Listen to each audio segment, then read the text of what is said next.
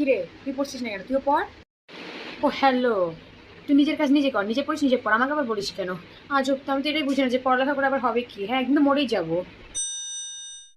আমি সব পড়ছি, সবই পড়ছি, কিন্তু সবই ভুলে গেছি। কালকে রাত 4টা পর্যন্ত পড়ছি, তারপর ঘুমিয়ে আবার 6টার দিকে উঠছি।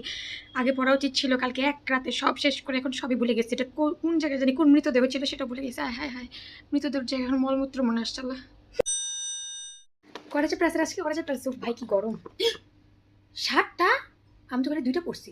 কি যায় আসে, সামনেটারও দেখে দেখে লিখবো, পিছনেরটারও দেখে দেখে লিখবো। আমি দেখা দেখিতে মাস্ত পারি, চিল। ও বাবা, এত পড়া, এতগুলো চ্যাপ্টার, ভাই ভাই আমি কিচ্ছু পড়িনি আজকে। মানে 5টা চ্যাপ্টার আছে, 5টার মধ্যে 6টা চ্যাপ্টার পড়েছি, আর 7 নম্বর চ্যাপ্টারের অর্ধেক থেকে পড়েছিল। ওটা থেকে আসতে পারে, আমার মনে হচ্ছে অনেক ইম্পর্টেন্ট ওটা।